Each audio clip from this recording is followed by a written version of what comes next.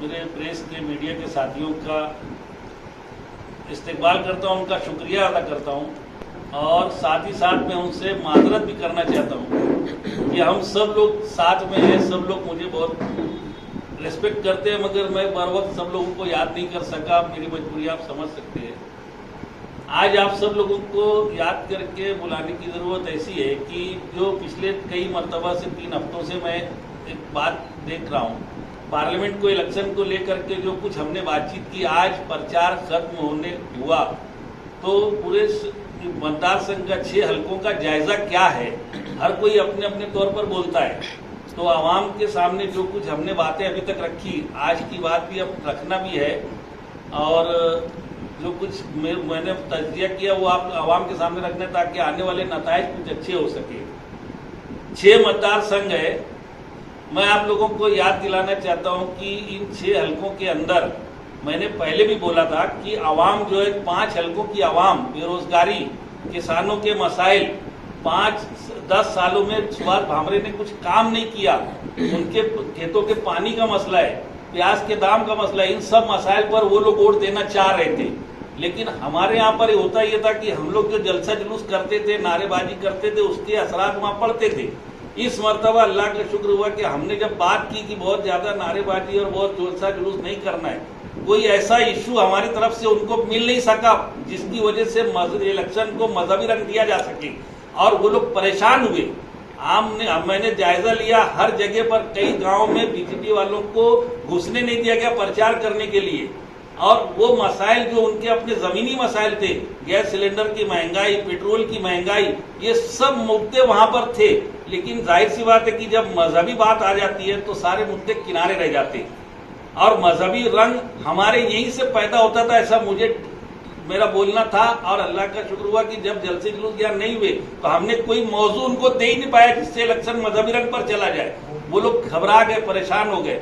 4 मरतबा से पहले जो था कचरूबाबू राउत, जब आदिवासी इलाका था, जब भी कचरूबाबू राउत बीजेपी को चुन के आया था और अभी 3 मरतबा से बीजेपी चुन के आ रही है। 4 इलेक्शन हो गए, कभी बीजेपी को बड़े बड़े लीडरों को लाने की जरूरत नहीं पड़ी, मगर इस वक्त ऐसा माहौल हुआ कि बीजेपी को अपनी सबसे बड़ी बड़ी तोप अमित शाह को, योगी आदित्यनाथ को इस इलाके में लाना पड़ा। और इनकी तकरीरें इस बात की गवाह है कि वो लोग चाहते हैं कि इलेक्शन को मजहबी रंग दिया जाए। जो लोग हम पहले हमारे लोग दे देते थे रंग, तो इस मरतबा हमारे लोगों ने नहीं दिया, तो अब वो लोग हम मजहबी रंग देना चाहते। लेकिन उनकी नाकामियां आवाम के अंदर एक गम गुस्सा है। अब हमारे उम्मीदवार के हालात क्या हैं, तो मैं बोलूं कि उम्मीदवार ने जो करना था, उद्धव ठाकरे का जलसा धुलिया में, तुम्हारे मल्लिकार्जुन खड़गे, नाना पटोले, बाला साहब थोरात का जलसा सिंदखेड़ा में, शरद पवार का जलसा सटाना में, इमरान प्रतापगढ़ी का जलसा मालेगांव में, हर हल्के को कवर करने के लिए बहैसियत उम्मीदवार एक अच्छी प्लानिंग थी। लेकिन जो नियोजन होता है, जो उम्मीदवार कर सकता है, जो पार्टी और लीडरान कर सकते हैं, वो अभी तक हो गया। प्रचार बंद होने के बाद इलेक्शन वर्करों के हाथ में चला जाता है, लीडर और उम्मीदवार के हाथ में नहीं रहता। कोई इलेक्शन कोई लीडर नहीं जीतता, कोई पार्टी नहीं जीतती, कोई उम्मीदवार नहीं जीतता। इलेक्शन का सारा दारोमदार वर्करों पर होता है। आज इलेक्शन खत्म हो गया, लीडरों का रोल खत्म हो गया, उम्मीदवार का रोल खत्म हो गया। अब कोई लीडर बयान नहीं दे सकता, कोई उम्मीदवार 4 लोगों के ज्यादा लोगों को लेकर के घूम नहीं सकता। अब जो करना है फील्ड के ऊपर वर्करों को करना है। जिसकी पार्टी के, जिस उम्मीदवार के वर्कर फील्ड पर ज्यादा मेहनत करेंगे वो जीतेगा। अब यहाँ से वर्करों का इम्तिहान है। मैंने कुछ बातें लीडरों के ताल्लुक से बोली, कुछ लोगों ने बड़ी वाहवाही की, लेकिन मैं उन लोगों से कहना चाहता हूं कि अब आप लोगों के इम्तिहान का वक्त है। लीडरों के कान खींचना थे, मैंने खींचे, अगर कुछ बाकी रह गया है तो इलेक्शन के बाद फिर खींचेंगे। लेकिन अब यहाँ से वर्करों का काम है। मैं शहर के वर्करों से, जितने भी सियासी पार्टी के, हर सियासी पार्टी के वर्करों से मैं माजरत चाहता हूँ, उनसे मैं माफी मांगना चाहता हूँ कि जो कुछ हम लोगों की उम्मीदें थी कि इलेक्शन में कानून से भी वर्करों को उम्मीदवार पैसा दे सकता है, मगर किन वर्करों को दे सकता है उसकी बंदिश है। हमारे यहाँ तो सभी खड़े हो जाते हैं, हमको भी चाहिए तो, लेकिन जो वर्करों को एक उम्मीद होती है इलेक्शन की, वो आज उनकी उम्मीदें पूरी नहीं हो पा रही है। तो मैंने इसके पहले भी कहा था कि थोड़े दिन रुक जाओ, 4 महीने के बाद में असेंबली का इलेक्शन आ रहा है, तो ये जो खोटी हो रही है ना, ये खोटी हम पूरी कर लेंगे। तो मैं आप वर्करों से गुजारिश करना चाहता हूं कि ये इलेक्शन हमारी शनाख्त का है, ये हमारी मिली शनाख्त का है, हमारी कौमी शनाख्त का है, ये इलेक्शन हमारे मुल्क को बचाने का है, ये इलेक्शन देश को बेचने वालों से देश को छुड़ाने का है, ये इलेक्शन इस मुल्क को बांटने की साजिश करने वालों के खिलाफ इलेक्शन है। तो इस इलेक्शन को अपना इलेक्शन समझ करके, आपका किसी से कोई तय नहीं हुआ, कुछ नहीं हुआ, फिर भी आप हर टीम, हर अदारे, हर क्लब जो इलेक्शनों में काम करते थे, वो लोग अभी से मैं गुजारिश कर रहा हूं कि वो अपना इलेक्शन समझ करके लग जाए। जो उनके टीम की लिस्ट, नामों की लिस्ट दी जाती थी उम्मीदवारों को, वो लिस्ट बना के तैयार रखो, और इलेक्शन के बाद मुझे तो इंशाल्लाह आपकी ये खोटी जो है ना असेंबली में पूरी करवा लेंगे, क्योंकि उस वक्त आज हमारे पास ऑप्शन नहीं है, लेकिन उस वक्त ऑप्शन रहेगा, 5-5, 6-6 खड़े रहेंगे, ये आया तो भी अपना, वो आया तो भी अपना, तब अपन बराबर इनसे खोटी निकलवा लेंगे इंशाल्लाह। तो मैं ये कहता हूं कि घरों घर जाएं, जिनकी यहाँ चिट्ठी नहीं पहुंची उनकी चिट्ठियां पहुंचाने की, जैसे आप लोग करते थे, आप लोग तजुर्बेकार लोग हैं। बीएलओ भी मुझको, मैंने बीएलओ के खिलाफ बोला, बीएलओ मुझसे शिकायत कर रहे हैं कि भैया हमको नहीं मिल पा रहा, हम तो दूसरे मोहल्ले में रहते, हम तो आ रहे हैं, कोशिश कर रहे हैं। तो सभी पार्टियों तो हर वर्करों की जिम्मेदारी है कि आप लोग तजुर्बेकार लोग हैं, आप बीएलओ का भी वो करिए, और आप तमाम लोगों को घरों घर जा करके जहाँ चिट्ठी नहीं पहुंची चिट्ठी पहुंचाइए। और बहुत सारी वोटें कट गई है, तो उन वोटर जिनके पास शनाख्ती कार्ड है, वोटें कट गई है, वो अपने अपने शनाख्ती कार्ड की जेरॉक्स तैयार रखे। हमारी वोटें अगर साजिश के तहत काटी गई है तो उनके खिलाफ हम लोग जरूर एक्शन लेंगे, क्योंकि उनको पहले हमारे वोट काटने से पहले हमको नोटिस देना चाहिए थी, उन्होंने नोटिस दी नहीं है, तो उनकी वोटें हम दोबारा डलवाएंगे भी, और उनके खिलाफ अगर हमारा उम्मीदवार हारा तो क्या एक्शन हो सकता है उसका हम करेंगे। तो ये सारी बातें आवाम तक पहुंचानी थी, और इसके लिए मैंने आप सब लोगों को याद किया कि यहाँ से इलेक्शन अब लीडरों के हाथ से निकल गया, अब इलेक्शन हमारे हाथ में है। तो जो नियोजन चाहिए, उम्मीदवार ने इलेक्शन जलसा किया, जुलूस किया, मगर जो वर्करों की फील्ड और नियोजन चाहिए वो नहीं करे। और ये असल में अलमिया है, कांग्रेस पार्टी पूरे मुल्क में जो सफाया हुआ ना, कांग्रेस में सब लीडर बचे, वर्कर है ही नहीं। ये फरमान जारी करते, इनके कामों को जमीनी सतह पर अमली जमा पहनाने को कोई है वह नहीं। और यही हाल सेकुलर पार्टियों का है, हमने फील्ड पर वर्करों को लेकर के चलना छोड़ दिया, और अब सब लीडर बचे, तो सब लीडर बचे, लेकिन वर्करों के इलेक्शन आते तो याद करते, मगर आज के इलेक्शन में वर्करों को भी याद नहीं किया गया। तो इसका मुझे भी दुख है। इंशाल्लाह आने वाले 4 महीने के बाद के इलेक्शन में वर्करों की हम खोटी पूरी करवाएंगे। ये इस वक्त आप लोग साथ दे, इतना मेरी गुजारिश है। भाई, आप जैसा आपका जो स्टेटमेंट है वैसा लग रहा है कि आप शोभा ताई को सेव कर रहे हैं, यानी कि वर्कर पेड़ पर पत्थर बांध के काम कर रहे हैं, या फिर जिनके वर्कर काम कर रहे हैं वो लीडर आह्वान कर दे कि 4 महीने के बाद आपका पैसा हम डबल देंगे इलेक्शन में।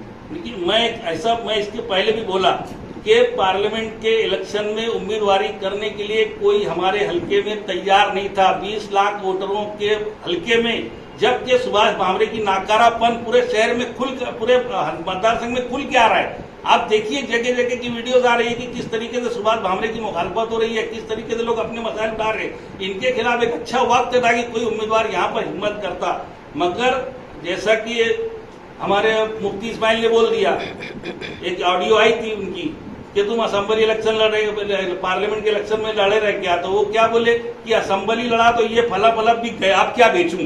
क्योंकि असल में होता क्या है कि 95 लाख रुपया लिमिटेशन है सरकारी, यानी तुम कानूनी तौर पे 95 लाख रुपया पार्लियामेंट का उम्मीदवार खर्चा कर सकता है। मैं जो बोला ना कि वर्करों को भी पैसा दे सकता है, 95 लाख रुपया खर्चा कर सकता है। किसके पास है 95 लाख? और ये तो कानूनी है, गैर कानूनी कितना पैसा इलेक्शन में खर्चा हो जाता है। तो किसके पास इतना पैसा? और जुआ है ना, लगा दे पैसा, चुन के आवे ना आवे। तो इसलिए हमारे हल्के में कोई उम्मीदवार मिल नहीं रहा था। शोभा ताई बच्चाओं को बाहैसियत महाराष्ट्र सेक्रेटरी यहाँ पर भेजा गया कि तुम जाओ वहाँ कोई उम्मीदवारों को तैयार करो।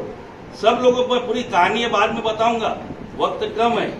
तो कोई उम्मीदवार मिल नहीं रहा था, तो वो इनको पता चला कि शोभा ताई यहीं की पैदाइश है, यहीं की संतान है, तो उसके ऊपर लाद दिया गया। उसने तो ऐसा कुछ बोला नहीं मेरी तैयारी है नहीं है, मैं उसको सेव अप नहीं कर रहा। अगर उसके बाद बहुत पैसा होगा तो उसके जो 2 राखी बांधने वाले भाई है ना, वो जाने कितना पैसा है क्या है। तो और अगर वो पैसा बचा रहे होंगे तो वो उनकी जिम्मेदारी है। लेकिन अगर वो जो बातें आ रही है कि मेरे पास नहीं है, मैं इतना ही दे सकती, अगर नहीं दे पा रही है तो क्या करेंगे? हमारे पास ऑप्शन क्या है? उसको बचाने का सवाल ही नहीं बनता था। मैं पहले भी बोला कि मेरी कोई लगती तो है नहीं, मेरे पास ऑप्शन नहीं है कि आज जो मुल्क को टुकड़े करने के चक्कर में है, मुल्क के लोगों के साथ भेदभाव कर रहे हैं, मुल्क को महंगाई के दलदल में ढकेल दिए, गरीबों का ध्यान नहीं, किसानों का ध्यान नहीं दे रहे, नौजवानों को बेरोजगारी के कगार पे खड़ा कर दिए। ऐसी सरकार से इस देश को बचाना है। और जो उम्मीदवार 10 साल में मालेगांव धुलिया मतदार संघ से चुन के गया, कोई काबिल जिक्र काम नहीं किया, उसको अगर हराना है तो हमारे पास ऑप्शन क्या है? जो वर्कर लोग अभी लिस्ट तो बनाएंगे उनको पैसा नहीं मिलेगा, तो अभी आपने कहा कि असेंबली में मेरे पास लेकर आना मैं दिलाऊंगा, तो असेंबली में आप दिलाएंगे क्या? मैं क्या बोला कि अब उन कोशिश करेंगे कि खोटी जो है ना असेंबली में तो वो लोग खुद देने वाले हैं, लेकिन ये जो खोटी है कमी है, इंशाल्लाह ऐसा काम करेंगे कि वो खोटी पूरी हो जाएंगी उनकी। अमरीश भाई पटेल को भी मालेगांव शहर ने सेकुलर बोलकर दामन भर के वोटें दी, वो बीजेपी में चले गया। तुषार सिवाड़े 25 साल से कांग्रेस की स्पीकर आज बीजेपी के मंच पे दिखाई दिया। शोभा ताई को भी ये शहर रात दिन मेहनत करके पेड़ पे पत्थर बांध के वोट दे के चुनकर भेज देगा, क्या भरोसा वो कल बीजेपी में चले जाए? मैं यही बोल रहा हूँ कि शोभा ताई पेड़ पे पत्थर बांध के, जब अमरीश पटेल बीजेपी में चले गए तो अपन ने क्या पेड़ पे पत्थर बांधे थे क्या? अपन ने तो पेड़ भर के डेग ऐसी चढ़ाया कि डेग की वीडियो चल गई। नेताओं ने चढ़ाए थे, आम जनता के हाथ में आया। तो इसीलिए तो मैंने शुरुआत नेताओं से ही की ना। तो अभी पेड़ इसीलिए तो तो बांधेंगे तो शोभा ताई ये कहीं नहीं जाएगी। नहीं शोभा ताई अगर कहीं जाएंगे तो मुझे हक रहेगा कि मैं उसके घर के सामने जाके मैं बैठ जाऊंगा, मुझे हक रहेगा ना। जिन लीडरों ने अमरीश पटेल का, मैं तो आज एक जमाने से मैं सियासत से 2006 से मैं सियासत से दूर हूँ और मैं जो है बोलना नहीं चाहता था, मगर जब पानी सर से ऊंचा हो गया, आज के हालात में पूरे ये मालेगांव का अलमिया नहीं है, पूरे मुल्क के अंदर मुस्लिम लीडरशिप जहां जहां है, बस जज्बाती बात करो, मुसलमानों को अपने एक हल्के तक की बात करो, एक मोहल्ले तक की बात करो, पत्थर बांध के लक्षण लीडरों को भी तो मैं बोला था कि लीडरों को भी बोला था ना कि तुम अपनी जेब से लगाओ, लीडरों को भी बोला था ना कि तुम्हारा असेंबली इलेक्शन का ये सेमीफाइनल समझ लो, क्योंकि पहले जो होता था निहाल साहब और शब्बीर शेठ में जो इलेक्शन होता था वो लोग इसको सेमीफाइनल समझ के लड़ते थे। मैंने अपने हाथ से कबाड़ में से पैसा निकाल, एक लिफाफे में पैसा रखा हुआ था पार्टी ऑफिस पे, मैंने निहाल साहब बोले कि कबाड़ में से लिफाफा निकाल, मैं वो लिफाफा निकाल के निहाल साहब को दिया, निहाल साहब ने हरिशंकर माले को दिया कि ये इलेक्शन फंड है पार्टी की तरफ से। और अभी हमने जब 2002 में हमारे समाजवादी की 12 सीटें चुन के आई, कम्युनिस्ट पार्टी का हमारा पेट हुआ, 2004 में जीवा पांडु का कम्युनिस्ट पार्टी से उम्मीदवार हुए, तो डॉक्टर DL खराड़े मालेगांव की कम्युनिस्ट पार्टी ने अपने उम्मीदवार को जीवा पांडु का को पैसा दिए। तो इलेक्शन पार्टी की तरफ से भी दिया था। मैं इनको बोला था कि तुम अपना सेमीफाइनल समझ करके कुछ पैसा जेब से लगा दो। मैं एजाज बेग को बोला था कि तुझे पार्लियामेंट असेंबली लड़ना है ना, असेंबली में खर्चा करने के लिए जो भी तेरे पास बजट है उसी में से कुछ पैसा अभी लगा दे, तो तेरे को अभी तेरा रिजल्ट दिखेगा कि तेरी ताकत का, तेरी मेहनत का क्या नतीजा। एजाज बेग ने लगाया फिर पैसा, कुछ रिपोर्ट मिली आपको? अभी वो तो आप लोगों को ज्यादा रिपोर्ट है, मैं किसी का जब तक लीडरों को पैसा नहीं मिला कोई मैदान में नहीं आया। मैं तो बोला ना अभी कि टोकन सबको मिला, इसके पहले भी मैं बोला ना कि टोकन तो सबको मिला, और पैसा लीडरों को जो झोली भरने के लिए मिलता था वो नहीं मिला।